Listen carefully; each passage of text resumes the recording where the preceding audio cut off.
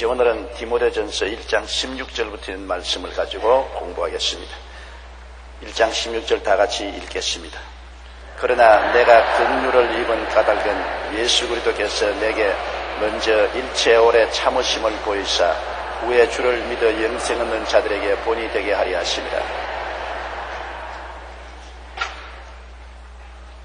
하나님이 바울 선생에게 긍휼을 베푼 까닭은 바울 선생을 오래 참아서 구원을 시킴으로 말미암아 후세에 나는 버림받았다, 나 같은 사람은 구원 얻지 못한다, 나 같은 사람은 하나님이 버린다, 그렇게 생각하는 사람들이 없도록 모범을 보이기 위해서 그렇게 했다는 것입니다. 바울 선생 같은 사람이 구원받는 것 보니까 나도 구원받겠구나.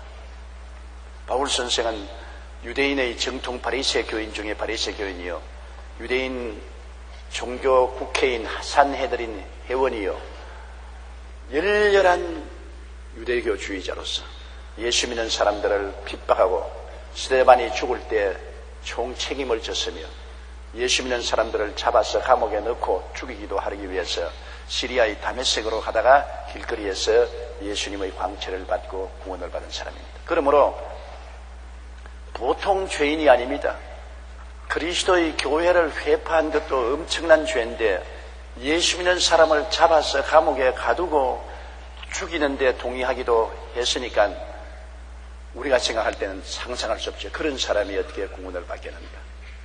그러함에도 불구하고 하나님께서 바울 선생에 대해서 오래 참고 기다려서 그를 회개시켜서 구원시킨 것은 훗날에 예수 믿는 사람들이 자기 무자격하다고 자기를 비평하는 사람이 없게 하기 위한 것입니다. 바울이 구원받는 것 보니까 우리도 구원받을 수 있다. 바울 같은 사람도 하나님이 참는 것 보니까 우리도 참을 수 있다. 그런 용기를 가질 수 있다는 것입니다. 서 바울 선생에게 비교하면 여러분은 구원받고도 남았죠. 여러분 교회를 핍박한 사람은 있지만 바울처럼 교회를 파괴한 자는 없을 것이고, 그리고 예수 믿는 사람을 핍박한 사람이 있지만 잡아서 감옥에 가지는 것은 아니었고, 또 예수 믿는 사람을 미워했지만 죽이는데 동참하지도 아니했지 않습니까? 그러니 바울 같은 사람도 용서를 받고 구원을 받는 것 보면은 우리는 약과다. 우리는 하나님이 능히 구원해 주실 수 있을 것이다. 그렇게 우리에게 안심을 시켜줄 수 있도록 바울 선생을 통해서 하나님이 모범을 보여주셨다. 그렇게 성경은 말하고 있는 것입니다. 내가 긍휼을 입은 까닭은 예수 그리스도께서 내게 먼저 일체 오래 참으심을 보이사 후에 주를 믿어 영생 얻는 자들에게 본이 되게 하려 하심이라. 하나님이 사람을 구원하시는데 정말 오래 참습니다. 농부가 농사 지을 때 성급하면 농사 못 짓지 않아요? 봄에 모를 심으면 뜨거운 여름철에 힘을 메고 비료를 주고 피를 뽑아내고 벌레를 잡고 오래 참아서 견딥니다. 논말에 논이 너무 마르면 애타하고 홍수가 들어오면 또 발부동을 치고, 그래서 가을에 거두는 것입니다. 성급하게 빨리 벼를 자라게 하려고 벼가 피기도 전에 가서 목을 쪽쪽 뽑아 당기면 다 하얗게 말라 죽어버리고 말 것입니다. 오래 기다리는 것입니다. 자식을 기르는 부모도 엄청나게 기다립니다. 빨간 핏덩어리를 낳아가지고서 강보에 사서 그것이 자랄 것을 꿈으로 상상하고, 부모들은 다 아들, 딸이 성장해서 성인이 될 것을 마음속으로 꿈을 꾸면서 현실을 참아나가는 겁니다. 똥을 몇 섬을 발아내고 오줌을 몇 마를 발아내고 얼마나 못되게 구는 것 참고 견디고 참지 않습니까? 왜냐하면 마음속에 기대를 가지고 있는 것입니다. 꿈을 가지고 있는 것입니다. 내 아들, 내 딸이 장성해서 훌륭한 아들, 딸이 될 것이라는 마음의 꿈이 있기 때문에 그 꿈을 바라보고 현실을 바라보지 않습니다. 현실을 참습니다. 견디고 참고 또 참고 또 참고, 그렇게 함으로 말미암아 장성한 아들, 딸들이 되게 만들어주는 것입니다. 우리 하나님이 우리를 예수 그리스도의 형상을 닮은 자녀로 만들기 위해서 저 죄악 덩어리인 세상에서 불러내서 얼마나 하나님이 오래 참으시는지 말할 수 없습니다. 못되게 구는 것 주님께서 또 용서하시고 또 참으시고 또 긍휼을 베푸시고 또 사랑하시고 오래 참아서 하나님이 한면으로 사랑하시고 한면으로는 징계를 때리시고 채찍하시고 그러면서 우리를 점점 키워서 그리스도의 형상이 담게 된 것입니다. 이렇기 때문에 우리가 당장 변하지 않는다고 낙심할 필요는 없습니다. 내가 담배 안 피우겠다고 새해 결심하고 난 다음 열흘이 못 되어서 또 담배값 들고 나와서 담배 피면 나는 버림받았다. 나는 쓸모없는 인생이다. 그러나 하나님은 그 사람에 대해서 꿈을 가지고 계십니다. 하나님은 또 성령으로 역사하시고 변화시키는 역사를 베푸는 것입니다. 성격이 급한 사람도 아무리 회개를 해도 또 성격 그대로 나옵니다. 나는 도저히 변화받을 수 없다고 생각하지만 하나님은 오래 참으사 그가 서서히 변화받을 수 있도록 만들어주는 것입니다. 세월이 흘러서 뒤를 돌아보면 야, 내가 그런 가운데서 변화받아 지금까지 왔구나 하는 것을 알 수 있는 것입니다.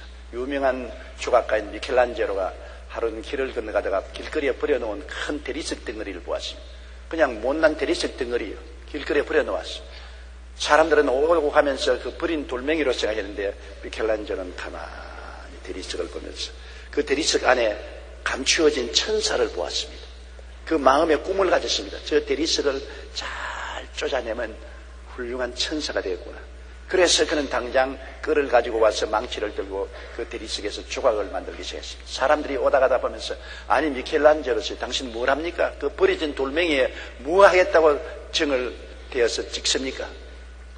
그럴 때 미켈란젤로는 씩 웃으면서 나는 이 돌멩이 안에 감추어 놓은 천사를 해방시키려고 하는 것입니다. 천사가 어디 있나요? 다른 사람 눈에는 천사가 안 보입니다. 그러나 미켈란젤로의 눈에는 그 조각가의 눈에는 천사가 안에 보입니다. 그래서 자기 마음속에 보이는 천사대로 자꾸 돌을 찍었습니다. 하루가 지나고 이틀이 지나고 사흘이 지나고 한 달이 지나고 두 달이 지나고 석 달이 지나고 세월이 지나니까 점점 돌은 천사의 모습으로 변화돼서 나중에는 날개를 활짝 편 아름다운 천사가 그 돌멩이에서 해방되어 나왔습니다. 그때야 사람들은 보고 감탄을 했습니다. 우리는 돌멩이밖에 못 보았는데 미켈란젤로는 그 돌멩이 속에 감추어온 이 천사를 보고 찍어내어서 결국 천사를 해방시켰구나. 일반 사람들은 우리 보고 저 못된 놈, 거짓말쟁이, 성급한 놈, 담배 피우고 술 마시고 방종하고 버림받은 놈이라고 그렇게 생각할지 몰라도 하나님은 그 속에 하나님의 아들의 모습을 보고 계신 것입니다. 사람들은 버림받은 인생이라고 생각해도 하나님은 하나님의 아들의 모습을 보았기 때문에 그 사람을 불러서 예수 믿게 하시고 성령으로 찍어내는 것입니다. 자꾸 그 죄 덩어리인 인생을 성령으로 찍어내가지고서 한 달이 지나고 두 달이 지나고 1년이 지나고 2년이 지나고 3년이 지나고 확연히 변화된 크리스찬이 되어버리고 마는 것입니다. 야, 저 사람이 어떻게 저렇게 변했는가? 그럴 수가 없는데 저런 사람이 어떻게 저렇게 변할 수 있는가? 나중에는 사람들이 보고 놀라지만은 하나님이 죄인을 부르실 때는 하나님의 눈에는 그 속에 감추어진 하나님의 아들의 모습을 보셨기 때문에 부르셔서 하나님은 성령으로 찍어내시고 그래서 그 죄악 덩어리 속에 있는 하나님의 아들의 모습을 해방시켜내는 것입니다. 그러므로 여러분은 아직까지도 완성품이 아닙니다. 여러분은 아직 비완성품입니다. 여러분을 하나님은 성령으로 말씀으로 지금 찍어내고 있는 것입니다. 오늘 또 저희 설교 말씀을 통해서 여러분을 하나님이 찍어내고 있어요. 여러분을 변화시켜서 하나님의 자녀의 모습을 담도록 만들어가고 있는 것입니다. 우리는 진행형입니다. 계속해서 죽는 그날까지 우리는 만들어져 가는 것입니다. 우리가 얼마나 더 그리스도의 형상을 닮았는가에 따라서 하늘에 올라갈 때 영광이 다른 것입니다. 어떤 사람은 해와 같이 빛날 것이고 어떤 사람은 달과 같이 빛날 것이고 또 다른 사람은 별과 별들 사이에 빛나게 될 것입니다. 모두 다 이 땅에 사는 동안에 말씀과 성령으로 하나님이 빚어낸 그 모습대로 우리가 장성하는 것입니다. 이렇기 때문에 이 땅에서 우리가 예수 믿고 난 다음에 오래 살 필요가 어디 있느냐? 구원받았으면 제깍제깍 천국으로 가버리면 좋지 않을까 그렇게 생각하는 사람도 있겠지만은 이 땅에 사는 동안에 하나님이 우리를 빚고 계시기 때문에 오래 살수록 잘 빚어낼 수가 있는 것입니다. 오래 살면서 하나님 말씀과 성령으로 변화를 받아야 하늘나라에 가서 그만한 영광을 얻을 수가 있는 것입니다. 제깍 예수 믿자마자 별로 손댈 수도 없이 그냥 하늘나라 가면 그것은 해도 달도 별들도 못 되고 그것은 개똥벌레 같이 돼가지고서 반짝 그럴 정도밖에 안 될 것입니다. 그러므로 우리가 장수하는 것도 이 땅에서 변화받기 위한 시간을 가지기 위해서 그렇게 하는 것입니다. 이러므로 사도 바울 선생을 하나님이 모범으로 세워놓으셔서 우리에게 낙심하지 않게 하려는 것입니다. 야, 너 같은 인생이 무슨 예수 믿고 천당 가려거나 웃긴다 웃겨. 아이고, 네가 천당 간다면 저 이웃집 개가 웃는다. 그럴 때 성령은 말합니다. 바울 선생을 보아라. 하나님이 바울 선생 같은 교회를 회방하고 성도들을 감옥에 가두고 성도를 죽이는 데 앞장서고 한 그 사람도 참아서 구원시키는데 너는 거기에 비하면 약과다. 걱정할 것 없다. 그래서 항상 바울 선생의 구원의 역사를 통해서 우리에게 용기를 주고 희망을 주려고 하나님이 하셨다고 바울 선생은 말씀하고 있는 것입니다. 17절요. 영원하신 왕 곧 썩지 아니하고 보이지 아니하고 홀로 하나이신 하나님께 존귀와 영광이 영원무궁하도록 있을지어다. 아멘. 우리 하나님은 삼위일체 하나님입니다. 아버지와 아들과 성령. 분명히 아버지는 아버지고 아들은 아들이고 성령은 성령이지만은 그러나 항상 세 분이 하나가 되어 있는 것입니다. 아버지 안에 아들과 성령이 계시고 아들 안에 아버지와 성령이 계시고 성령 안에 아버지와 아들이 계십니다. 어떻게 그런 일이 있을 수가 있느냐? 이것은 3차원의 인간 생각으로는 해석할 수 없는 하나님의 기적인 것입니다. 이걸 기억고 비유로 들려면은 태양으로 비유를 들 수 있습니다. 해가 저렇게 하늘에서 비치고 있지 않아요. 그러나 해가 비치는데 여러분 문을 달아놓고 창틈에 구멍을 뚫어 놓으면 빛이 샥 들어옵니다. 해는 안 보이는데 빛만 들어옵니다. 해는 안 보이는데 빛만 들어오는데 빛을 통해서 보면 해가 보입니다. 그리고 빛에 손을 대보면 손이 따뜻합니다. 빛만 들어오는데 빛 안에 보니까 태양이 들어있고 그 다음 빛만 있는 줄 알았는데 손을 비춰보니까 열이 따뜻한 것입니다. 그거 보면 빛 안에 태양이 있고 태양 안에 열이 있는 것입니다. 그러므로 따뜻한 태양을 비추려고 따뜻한 데 가서 오그리고 앉아있으면 따뜻한 태양만 받는 것이 아닙니다. 빛도 비치게 되고 태양도 반짝반짝 빛나는 걸 보게 되는 것입니다. 언제나 같이 있어요. 태양과 빛과 열은 같이 있어요. 열은 빛만 있으면 되는데도 불구하고 빛만 있으라고 할 수 없습니다. 빛이 있으면 열이 있고 열이 있는 곳에 태양이 있는 것입니다. 그러므로 태양과 빛과 열은 분명히 세계가 다릅니다. 태양은 다르고 열은 다르고 빛은 다른데도 불구하고 언제나 하나입니다. 태양 속에 빛과 열이 있고 빛 속에 태양과 열이 있고 열 속에 빛과 태양이 있는 것처럼 삼위일체죠. 우리 사람도 삼위일체로 되어 있습니다. 우리는 영과 혼과 몸으로 된 것입니다. 영은 하나님을 모시고 하나님을 섬기는 역할을 하고 혼은 자기를 알고 세상을 아는 지식을 가진 것이고 육체는 세상과 접촉하는 육체인 것입니다. 그런데 육체가 있으면 그 속에 혼도 영도 있고 혼이 있는 데 가보면 영도 육체도 있고 또 영이 있는 곳에 가면 혼도 육체도 있고 여러분 우리 사람은 분명히 세 가지로 나누어져 있습니다. 세상에 영이 죽은 사람은 하나님을 모릅니다. 영이 죽었으니까 하나님을 전혀 모르죠. 영은 하나님과 교제하는 역할을 하는 것입니다. 하나님은 임재하시는 곳이 영입니다. 그런데 영은 혼 속에 있습니다. 혼은 자기를 알고 세상을 아는 지식을 아는 곳이 혼입니다. 혼은 또 육체 속에 있습니다.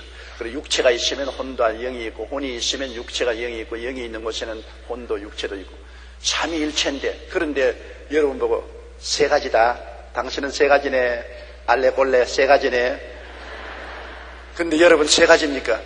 분명히 영과 혼과 몸은 다른데 그래도 늘 하나 아닙니까? 그렇지요? 언제나 자기를 하나로 느낍니다. 그래도 예배할 때는 영으로서 예배하는 것입니다. 그러나 가계부 적을 때는 혼으로서 가계부를 적습니다. 지식으로 수학 계산을 하고. 그러나 밥 먹고 만지고 느낄 때는 육체로 가지는 것입니다. 분명히 역할이 다릅니다. 영의 역할이 다르고 혼의 역할이 다르고 육의 역할이 다른데 그러나 따로 있느냐? 아닙니다. 일체입니다. 일체 속에 삼위가 있고 삼위 속에 일체가 있는 것입니다. 우리 하나님은 한 하나님의 심 속에서 아버지가 있고 아들이 있고 성령이 계시고, 아버지와 아들과 성령이 계신가 하면은 또 그분은 삼위일체고, 그런데 아버지는 영이시라 안 보입니다. 성령도 영이시라 안 보입니다. 안 보이는 아버지와 성령은 누구를 통해서 보이느냐? 그 아들 예수님을 통해서 보이는 것입니다. 예수님은 하나님 아버지의 영광의 강체시여 그 본체의 형상입니다. 삼위일체 하나님 중에 형상으로 나타난 분은 예수님이신 것입니다. 그러므로 예수님을 보면 아버지를 보았고 성령님을 보는 것입니다. 눈에 보이는 형상은 예수님이 유일하게 눈에 보이는 형상입니다. 아버지는 안 보여요. 영이신 것입니다. 성령님도 안 보여요. 그러나 아버지와 성령은 예수님이라는 형상을 통해서 우리에게 나타나서 볼 수 있는 것입니다. 2000년 전에 예수님이 이 땅에 와서 33년 동안 살아셨는데 바로 그 예수님이 아버지의 형상이요 성령님의 형상인 것입니다. 그러므로 그 예수님의 사역을 통해서 눈에 안 보이는 아버지가 어떠한 아버지이신 것을 우리는 깨달아 알 수 있고 이해할 수가 있는 것입니다. 오늘날 또 여러분, 우리가 기도할 동안에 환상이나 꿈으로 하나님을 본 사람은 없습니다. 언제나 기도할 때 환상으로 하나님을 보았다는 사람은 예수님을 본 것입니다. 꿈에 예수님이 나타나시고 환상으로 예수님이 나타나시고, 하나님은 예수님이란 형상을 통해서 나타나는 것입니다. 그리고 하나님의 성령께서는 주의 종의 형상을 타고서 나올 때가 많습니다. 꿈에 주의 종이 집에 찾아와서 신방을 해주고 안수기도를 해주고 하나님의 은혜를 받게 했다. 그러면 성령이 주의 종의 형상을 입고서 온 것입니다.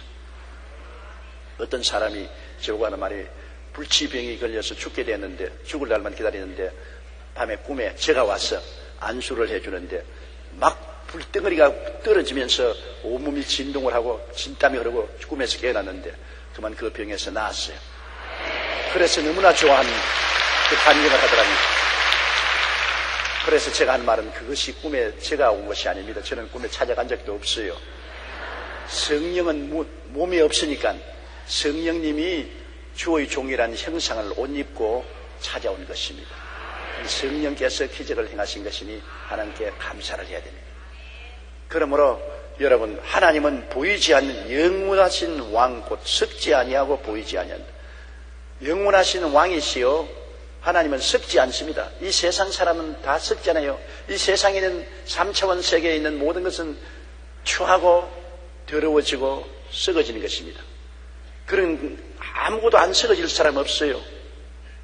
사람들도 어린아이 때 얼마나 야들야들하게 곱습니까? 참 곱지요. 청소년 시절에 얼마나 아름답습니까? 그러나 장년이 되면 벌써 모습이 굳어지기 시작하고 노년이 되면 얼굴이 다 썩어지기 시작하는 것입니다. 저도 썩었어요. 노년이 되면 다 변화되고 추해지고 썩어지는 것입니다. 그러나 하나님은 썩지 아니한 하나님, 영원히 계시는 하나님인 것입니다. 영원히 자존하시는 하나님, 하나님 속에서 시간이 나오기 때문에 하나님은 영원히신 것입니다. 영원히 썩지 않은 만왕의 왕, 만주의 주가 되시고 눈에 보이지 아니하시고 홀로 하나이신 하나님께 존귀와 영광이 영원무궁하도록 있을지어다. 이 세상에 우리가 존귀와 영광을 영원히 돌릴 분은 우리 하나님밖에 없는 것입니다. 사람에게도 존중하지만은 그러나 하나님과 같이는 사람을 섬기면 안 되는 것입니다. 내 앞에 다른 신을 두지 말라, 우상에 절하지 말라. 다른 신은 없습니다. 우상에 절할 수 없습니다. 우리 하나님만이 영원히 썩지 아니하신 만왕의 왕, 만주의 주가 되시고 영광 중에 계시고 우리에게 찬양과 존귀를 받으실 하나님이신 것입니다. 아버지와 아들, 성령, 삼위일체 하나님, 이 하나님은 영원 무한토록 우리가 존귀와 영광을 받아야 될 것이고, 우리가 죽어서 가든지 부활의 날에 부활하든지 이 삼위일체 하나님의 가정에 들어간다는 것을 생각해 보십시오. 아버지와 아들과 성령과 한 집에 들어가는 것입니다. 왜? 아버지와 아들과 성령님의 자녀가 되기 때문인 것입니다. 여러분, 우리는 하나님의 자녀가 되는 것입니다. 천사는 하나님의 자녀가 되지 못합니다. 그러나 우리는 영접하는 자, 곧 그 이름을 믿는 자들에게는 하나님의 자녀가 되는 권세를 주었으니, 우리도 이미 하나님의 자녀이지만은 아직까지 육체를 쓰고 있지 않습니까?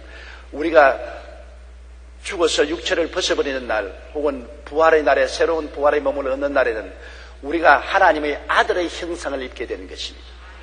우리 주 예수 그리스도의 형상을 입게 되므로 아버지와 아들 속에 들어가고 성령과 하나님의 가족이 되는 것입니다. 그렇기 때문에 우리를 표현해서 하나님의 아들이라고 하기도 하고 예수 그리스도의 신부라고도 하기도 합니다. 아들이나 신부나 예수 그리스도와 함께 되는 것을 말하는 것입니다. 그러므로 우리가 엄청나게 높아지는 것입니다.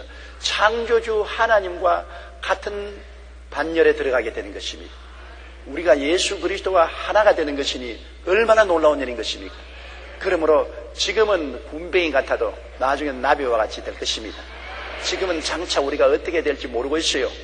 다 군뱅이 같이만 보이고 별 볼 일 없이 보이지만은 그날에는 예수 그리스도의 형상을 담게 되는 것입니다. 그리스도의 모습으로 그리스도의 나라에 들어가서 아버지와 아들과 성령 일체 하나님과 같이 살게 되는 것이니 엄청나게 놀라운 진화를 하는 것입니다. 오늘 진화론자가 무슨 우리를 군뱅이에서 사람으로 진화했다고 그렇게 말을 하는데 그거는 엉터리고, 오늘 우리 인간이 하나님 세계로 진화에 들어가는 놀라운 역사가 앞으로 우리 가운데 남아있으므로 우리 앞에 소망이 너무나 넘칩니다. 예수 믿는 사람에게 그런 소망이 넘친다는 것입니다. 믿지 않는 사람은 실패한 작품입니다. 도기를 만드는 사람이 열심으로 흙으로 도기를 빚어서 노에 넣어서 수천도 열을 가해서 도기를 구워내가지고서 그 다음 보고서 망치 열들고서 자기 마음에 안 들면 탕탕탕 깨서 내버려버립니다. 그렇게 정성들여 손으로 만들어서 호열의 노 속에 넣어서 구워내어도 마음에 안 맞으면 깨어버리니까 헛수고였죠.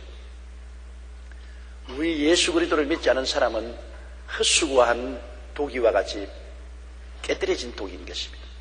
버림받은 독인 것입니다. 영원한 쓰레기 때문에 지옥으로 버림을 받게 되는 것입니다. 그러나 예수를 믿는 우리들은 하나님의 걸작이요 완성 작품이 되는 것입니다.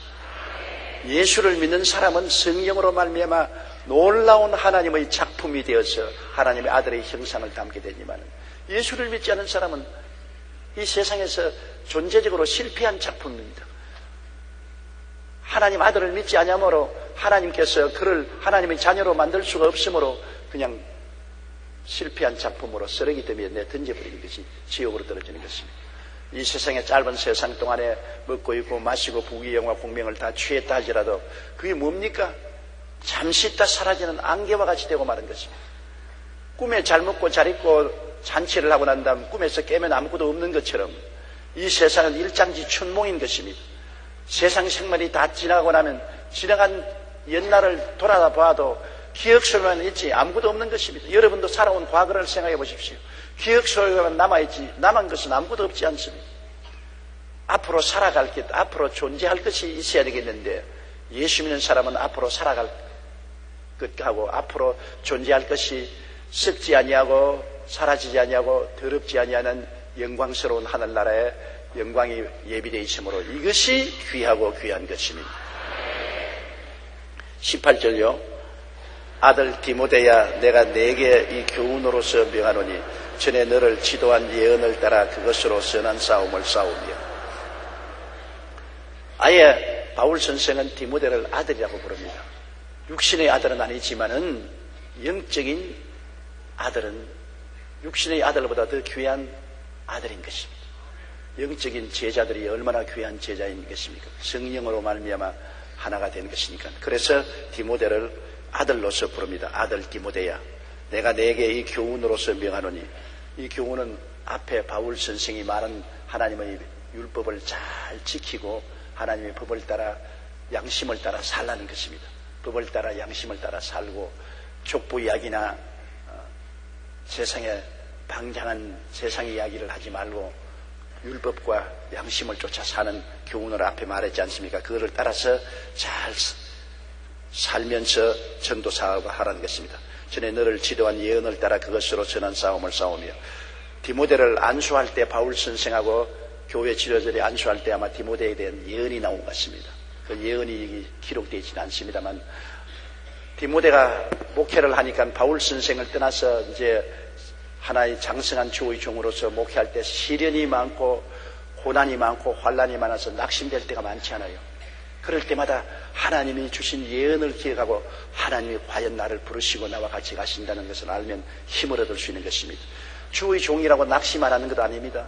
제가 불광동에서 개척할 때 지금 기억은 두렵지 않은데 거의 10번 가까이 보따리 쌌습니다. 너무 힘이 들고 희망이 없고 답답해서 이곳에 천막에 비는 새고 가만히는 썩어 냄새가 나고 비가 내리면 개구리가 사람보다 더 많이 천막 밑에 들어와 있고 여기에서 내가 무슨 희망이 있느냐? 젊은 청춘에 아무 소용이 없겠다. 이 시골 구석에서 이 비난한 촌에서 내가 뭘 하겠는가? 낙심이 될 때는 그냥 몇 개가 안 되는 이복까지 주섬주섬 주워 모아 가방에 집어넣고 버스 정류장까지 나왔다가 또 등지에 돌아보니 그 거지 무리, 우리 성도들이 다 거지예요. 거지 같은 성도들 나만 쳐다보고 있는데 또 뒷머리가 땡겨서 도로 또 돌아갑니다. 버스 정류장까지 나왔다가 돌아간 적이 여러 번 있어요. 주의 종이라고 해서 낙심이 안 되는 거 아닙니다. 그러나 언제나 낙심에도 돌이킬 수 있는 것은 마음속에 하나님이 너를 주의 종으로 불렀다는 소명감이 있는 것입니다. 저도 하나님의 소명을 받은 적이 있어요. 저희들이 졸업하기 전에 전부 차풀에 모여서 밤에 기도를 했는데 참으로 너무나 막연해요. 그때는 50년대라 한국이 6.25를 겪고 난 다음에 겨우 이제 회복되는 그런 과정이 있기 때문에 사회가 얼마나 가난하고 헐벗고 굶주리는데 더구나 예수 믿는 교회가 가난하게 말로 다 할 수 없습니다.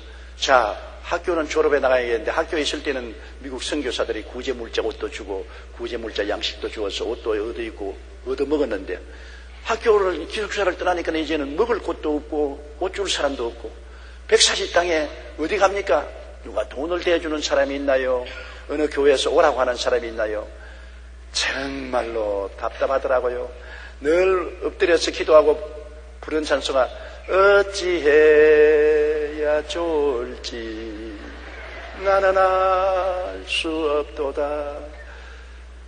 정말 막연합니다.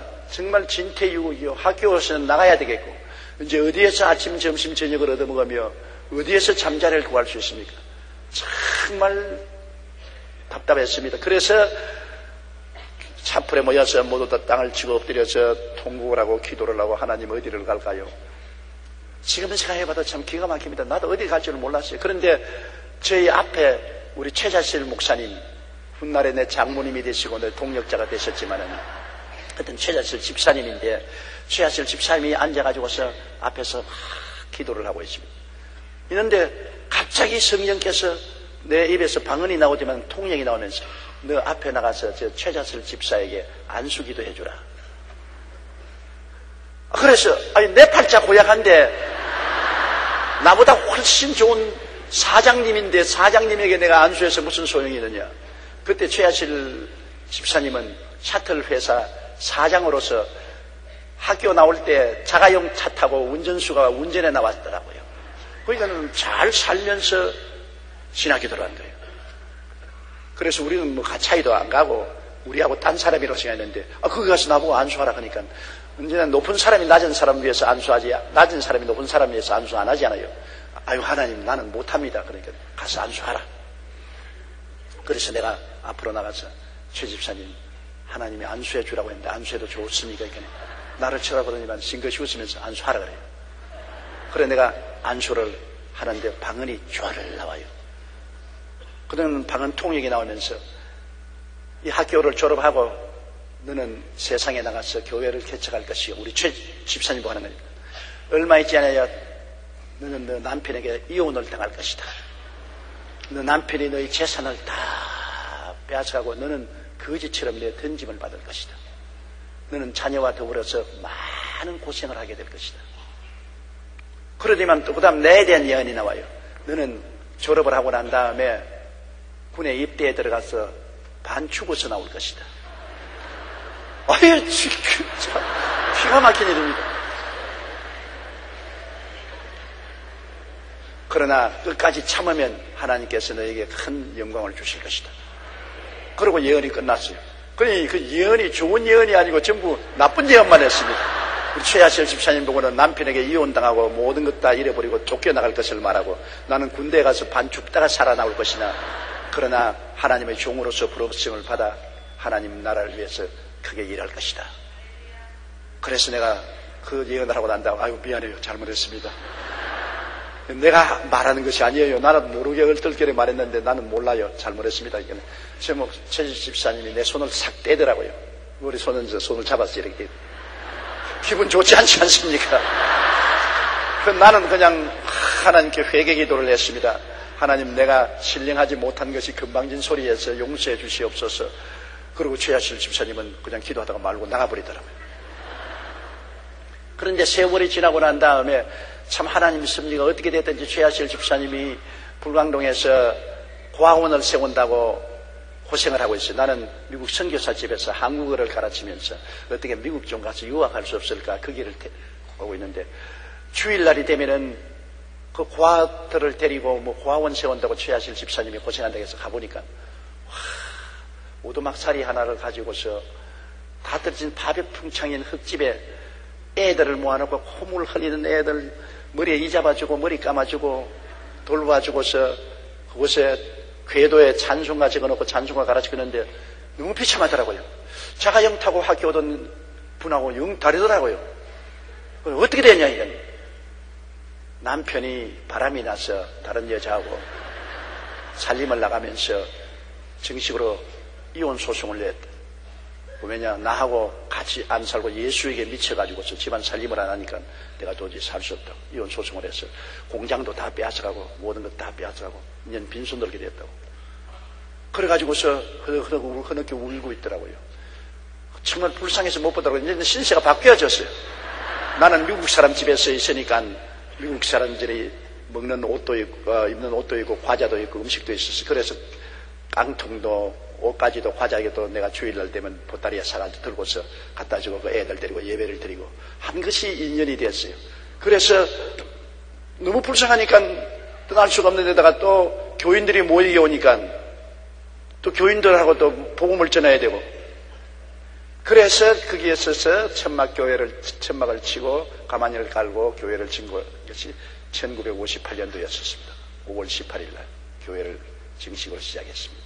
그런데 그 이후로 교회가 1년에 될만할 때 나는 군대에 갔어요. 가서 군대에서 훈련받고 임지로 임명을 받아서 복무하다가 얼마나 심한 병이 들렸던지 영 죽게 됐어요. 꼭 예언 그대로예요.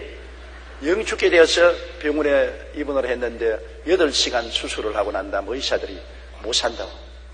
그래서 저를 시체실 옆으로 옮겨 놓았어요. 이제 죽으면 시체실로 옮기겠다고. 못 산다고. 살아갈 수가 없다고. 그 당시에는 무슨 좋은 약도 없고 뭐 치료받을 도리도 없고 얼마나 아프고 고통스럽던지 제가 외마디 소리를 듣는데 그때 내 마음속에 기억나는 것이 그 예언이 기억이 나더라고요. 네가 군대에 가서 죽을 병에 걸렸다가 건강하게 살아나와서 하나님의 종으로 일할 것이다. 그게 기억이 나니까 그 예언의 말씀이 그렇게 힘이 되더라고요. 내가 이래도 안 죽지. 내가 아무리 이렇게 아파도 안 죽지. 그 예언의 말씀을 한 번 받은 것이 그 어둡고 캄캄한 절망의 밤을 지날 때 그것이 잡을 수 있는 끈이 되더라고요.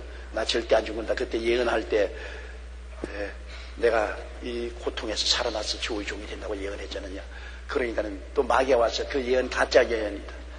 그래서 내가 가짜 예언 아닌 것인데 그 예언대로 최하실 집사님이 이혼당했지 않느냐. 그거 진짜 다 이루어졌지 않느냐. 이 내 예언도 이루어졌네. 다 죽는다 그랬어요. 여기까지는 사람은 다 날 보고 이제 죽는다고 말했는데 제가 안 죽고 그 고통 속에서 살아나서 제대하고 주의 종이 되었습니다. 이래서 예언의 말씀이 얼마나 큰 힘과 위로가 되는지 몰라요. 그러므로 어둡고 캄캄할 때는 여러분 하나님의 약속의 말씀밖에는 의지할 데가 없습니다.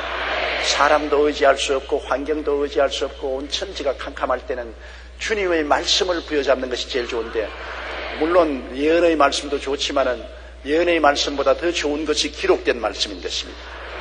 성경에 기록된 말씀은 그 어느 말씀보다도 더 위대한 말씀인 것인데, 그러므로 우리가 말씀을 읽고 듣고 공부하고 그 말씀을 꽉 붙잡으면 눈에는 아무 증거 안 보이고 귀에는 아무 소리 안 들리고 손에는 잡히는 것 없을지라도 내 앞길 7월같이 어두워도 말씀을 잡고 나가면 승리할 수 있는 것입니다. 믿음은 들음에서 나며 들음은 그리스도의 말씀으로 말미암는다고. 말씀이 있으면 믿을 수가 있어요. 말씀이 없는 데는 믿을 수가 없어요. 허공을 치고 어떻게 믿습니까? 말씀이 있으니까 우리가 꽉 믿지요. 우리가 알거니와 하나님을 사랑하는 자 곧 그 뜻대로 부르심을 입은 자들에게는 모든 것이 합력하여 선을 이루느니라. 이런 말씀 얼마나 좋습니까? 내 환경에 어려운 고통과 시련과 환난이 많이 다가올 때 의지할 수 없이 흔들릴 때도 이 말씀은 흔들리지 않습니다. 어떠한 환경이라도 예수 그리스도를 믿고 구원받은 사람은 끝장에 가서 좋게 된다. 참을 수 있거든요. 하나님 말씀은 흔들리지 않습니다. 한 번은 영국 여왕을 태운 배가 캄캄한 밤에 안개가 많이 끼었는데 항구로 들어오고 있는데 안개가 너무나 자국이 끼어서 앞이 보이지 않아요. 그래서 있는데 저쪽에 큰 빛이 하나 번쩍번쩍 비치거든요. 그러니까 다른 배가 있는 줄 알고 이 여왕의 배 선장이 마이크를 대고 고함을 쳤습니다. 우리는 여왕을 모시고 가는 배다. 우리 앞에 경치는 배는 방향을 바꾸라. 그러니 그쪽에서 대답이 오기를 우리는 방향을 못 바꾼다. 너가 바꾸라. 이런 금방진 놈이 어디 있어요? 영국 여왕을 모시고 가는 배가 가는데 앞에 번쩍거리는 불빛이 비치기 때문에 방향을 바꾸라. 그러니 우리는 못 바꾼다. 너가 바꾸라. 그래서 이쪽에서 또 선장이 말했습니다. 방향을 안 바꾸면 우리가 대포를 쏘아서 너를 격파하겠다. 방향을 바꾸라. 그러니까 대포를 쏘아도 좋다. 하나님 이외에는 우리를 바꿀 수 없다. 그래서 이런 금방진 놈이 어디 있냐고 가까이 가서 보니까 그것이 등대라. 그대로 갔었으면 박살이 날 건데 할 수 없이 방향을 바꾸었습니다. 하나님 밖에는 등대를 바꿀 수가 없어요. 그 말이 맞았지 않습니까? 여러분, 하나님은 등대와 같습니다. 하나님은 절대로 방향을 바꾸지 않습니다. 하나님은 인생이 아니신지라 시건치 아니하시고 인자가 아니신지라 거짓이 없으시도다. 어찌 그 하신 말씀을 이루지 아니하며 어찌 그 말씀을 성취하지 아니하시랴. 하나님의 말씀은 저 하늘이 무너지고 이 땅이 꺼져도 1.1핵도 변하지 않습니다. 그러므로 우리가 방향을 바꾸지 하나님 말씀을 바꾸려고 해서는 안 됩니다. 하나님 말씀은 안 바꿔요. 절대로 흔들리지 않아요. 그러므로 만세반석이신 하나님 말씀에 우리가 입각하면 믿을 수가 있습니다. 다른 건 못 믿어도요. 그러므로 말씀을 많이 읽고 많이 외워놓는 것은 얼마나 큰 위로가 됩니까? 마귀가 와서 너 같은 사람이 무슨 예수 믿느냐, 네가 하나님 자녀냐? 그러면 요한복음 1장 12절 영접하는 자 곧 그 이름을 믿는 자들에게는 하나님의 자녀가 되는 권세를 주었으니 이는 혈통으로나 육정으로나 사람의 뜻으로 나지 않고 아버지께로 난 자들이라. 말씀이 그렇게 교회했다. 그 말씀을 믿으면 마귀가 할 말이 없어요. 입이 12개 있어도 할 말이 없습니다. 말씀에 기록됐으니까. 병이 들어 아파서 죽을 징해인데 모든 사람이 너 그 병으로 죽겠다고 하는데 말씀은 반짝반짝 빛이 납니다. 그 뭐냐? 제가 채찍에 맞음으로 너가 나음을 입었나니. 예수님이 빌라도의 뜰에서 채찍에 맞아서 5만 가지 병을 다 알았습니다. 우리 병을 다 알았어요. 예수님이 다 알아서 청산해버리고 내가 다 이루었다 했는데 예수님이 채찍에 맞았으므로 내가 나음을 입었다. 이 말씀은 부여잡을 수 있는 것입니다. 의사들이 죽는다, 가족들이 다 죽는다, 내가 생각해도 내가 죽겠다고 생각하지만은 그러나 내가 때가 아직 이르지 않았었으면 내가 그 말씀을 잡고서 주여 채찍에 맞았으므로 내가 나음을 입었습니다. 나는 모르겠습니다. 다른 것은 무엇인지 모르겠어도 하나님 말씀만은 압니다. 주께서 채찍에 맞았으므로 내가 나음을 입었습니다. 나는 나은 사람입니다. 나는 건강한 사람입니다. 나는 강건합니다. 나는 틀림없이 삽니다. 믿을 수 있습니다. 그리고 그 믿음을 가지고 나갈 때 하나님은 내 믿은 대로 될지어다. 내 느낀 대로 될지어다 안 했습니다. 내 믿은 대로 될지어다.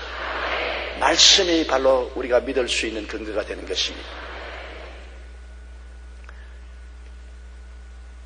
그러므로 19절 우리 보십시다. 19절 다 같이. 믿음과 착한 양심을 가지라. 어떤 이들은 이 양심을 버렸고 그 믿음에 관하여는 파선하였느니라.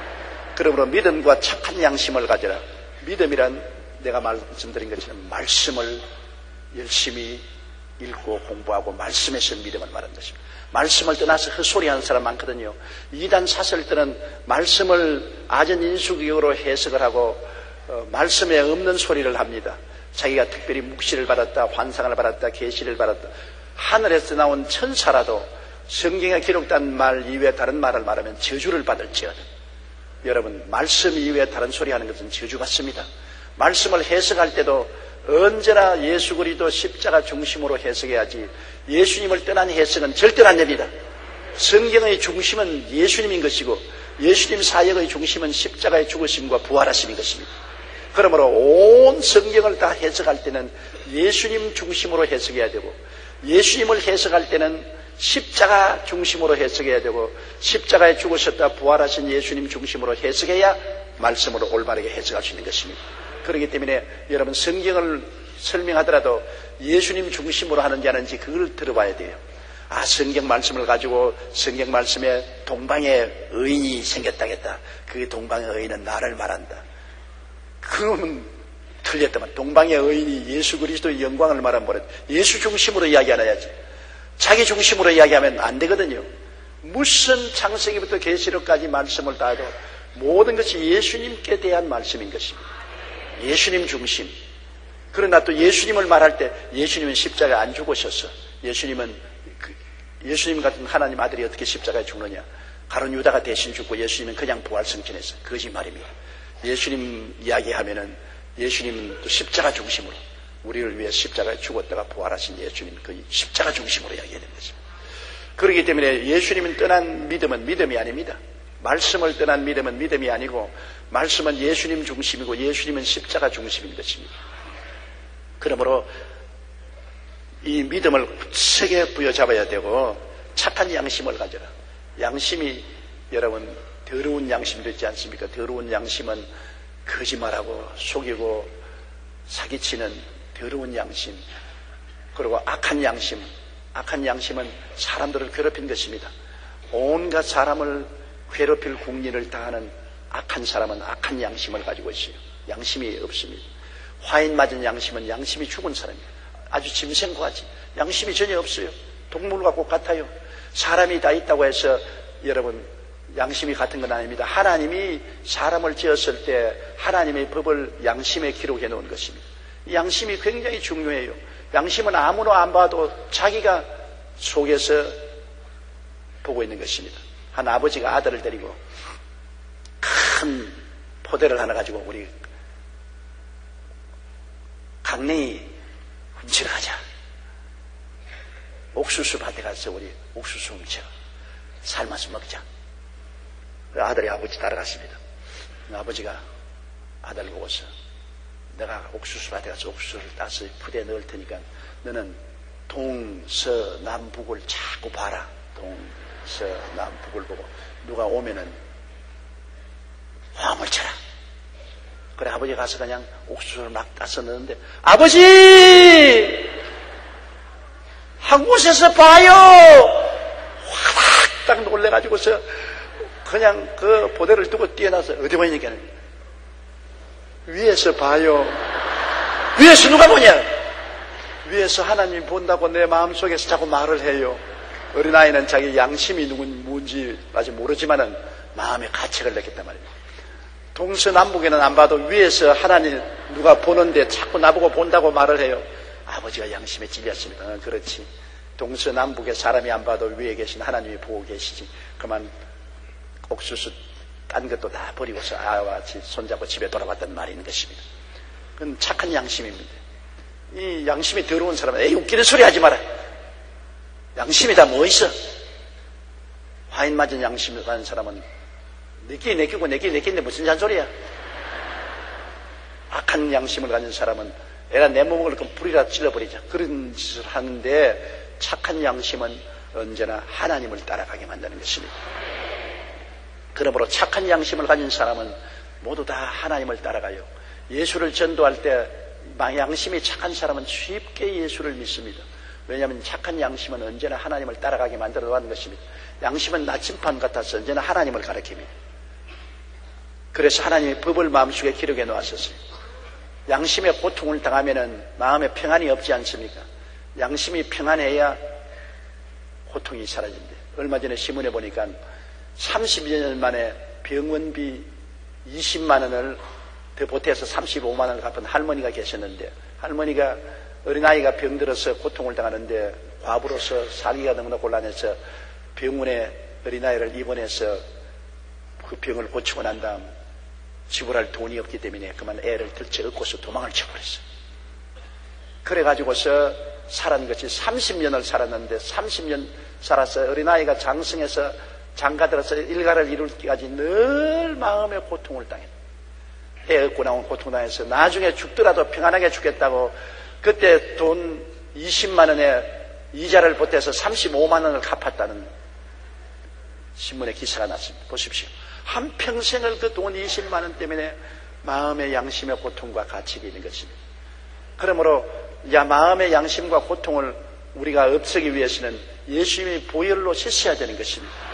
주님 앞에 나와서 죄를 회개하고 그리스도의 보배로운 피로 씻지 않고는 양심은 도저히 없애버릴 수가 없어요. 물론 화인 맞은 양심은 지옥 가지요. 더러운 양심, 악한 양심을 가지고 살면 지옥 간데 그건 뭐 말할 필요 없고 그 사람들은 뭐 양심이 신었으나 상관없는데 천당 갈 양심을, 선한 양심을 가진 사람은 양심이 성령으로 우리를 자꾸 꾸짖기 때문에 우리가 회개하고 예수님의 보혈로 씻기 전에는 이 성령이 선한 양심을 통해서 우리를 계속해서 꾸짖는 것입니다. 양심의 고통에서 해방될 길은 회개하고 죄에서 돌이키고 보혈로 씻는 길밖에는 다른 길이 없는 것입니다. 이러므로 바울 선생은 디모데에게 말씀에 선 믿음과 착한 양심을 가지라고 했습니다. 착한 양심. 그러므로 착한 양심은 항상 말씀을 사모하고 성령 충만하고 언제나 예수 보혈로 씻는 마음이 착한 양심이 되는 것입니다. 어떤 이들은 이 양심을 버렸다. 어떤 이들은 이 착한 양심, 말씀을 따르고 회개하고 성령 충만하고 하나님을 사랑하는 이 착한 양심을 버렸고 믿음에 관해서는 파선했다. 믿음은 말씀을 버림으로 파선해버린 것입니다.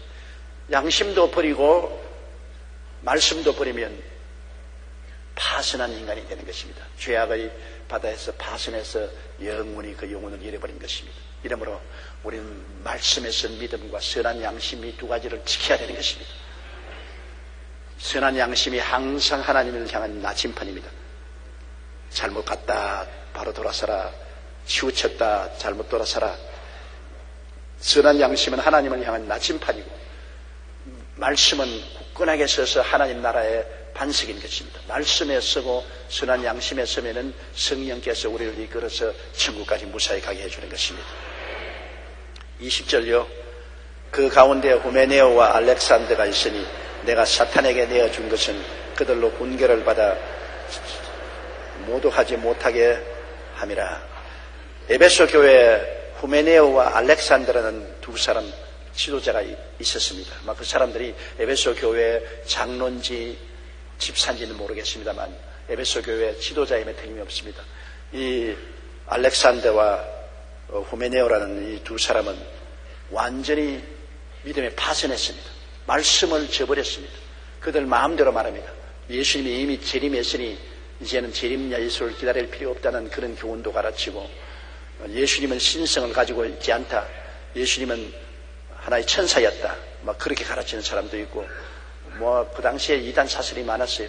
후메네오와 알렉산더는 말씀을 버렸기 때문에 신앙에 파선했고 선한 양심을 저버렸으므로 그들은 세상을 따라서 살고 교회에 나오는 것을 유익의 수단으로 삼는 그러한 잘못된 사람이었습니다. 이러므로 바울 선생은 후메네오와 알렉산더를 사탄에게 내어줬다. 어지간해야 사탄에게 내어주죠. 사탄에게 내어줬다는 것은 바울 선생이 그들을 출교시켰다는 것입니다. 세상으로 내가 쫓았다. 더 이상 하나님이 교회에 있지 못하게 출교 처분을 했다. 교회에서 출교를 해서 마귀에게 가도록 만들었다. 옛날에는 사도적인 요사이도 하나님의 교회를 회파하고 잘못하면 당회에서 출교 처분을 할 수 있습니다. 출교 처분을 해서 밖에 나가서 회개하고 또 돌아올 수 있지만은 옛날에 사도는 사도적 권위를 통해서 사탄에게 넘겨주면 마귀가 그를 쳐서 육체를 죽인 일이 있었습니다. 교회에서 사도적 권위로서 사탄에게 내주면 마귀가 그 육체를 쳐서 죽여버리는 것입니다. 그런 일도 있었습니다. 이러므로 전 교회를 회파할 때는 다시 돌이킬 수 없을 때는 출교 처분을 하는 것이 좋습니다. 우리가 보면 몸도 암으로서 먹어 들어가면은 그거를 약으로 치료하지 못하면 잘라내야 되는 것입니다. 빨리 수술해서 잘라내야 건강한 다른 곳이 살아있지요. 그대로 내버려두면 자꾸 먹어 들어가지 않습니까? 수술이라는 어떤 것은 잘라내는 것입니다. 약으로 치료하는 것은 아직도 수술 안 해도 치료할 만한 힘이 있을 때는 약으로 치료하지요. 교회도 한 가지입니다. 잘못되었어도 교훈을 하고 잘 기도하고 다스리면 다시 변화되어 착하게 될 수 있으면 교훈을 하고 다스리지만은 완전히 후메네와 알렉산더 같이 말씀을 버리고 양심을 저버린 사람은 교훈을 해도 안 되고 타일러도 안 되므로 그건 교회에서 쫓아내야 됩니다. 안 그러면 교회에서 자꾸 당파를 만들어서 물을 들이게 해서 교회를 헐떡이고 많은 사람을 파멸시키는 것입니다. 구역도 한 가지지요. 구역에 잘못된 사람 한 사람이 있으면 잘 타일러서 돌이킬 수 있으면 좋은데 그렇지 못하고 구역 원들을 자꾸 꿰가지고서 세상으로 나가게 하고 이단과 사설을 따르게 하고 구역을 흔들어서 파괴시키고 하면 도저히 안 되면 구역에서 내쫓아야 되는 것입니다. 수술을 해야 되는 것입니다. 그렇지 않고 내버려두면 온 구역 전체가 다 망가져버리고 마는 것입니다. 그렇기 때문에 우리는 항상 우리 자신을 말씀과 선한 양심에 서면서 주변의 말씀을 버리고 선한 양심을 버리고 부패한 세계를 가져오는 그러한 것이 있는지 살펴보고 조심을 해야 되는 것입니다.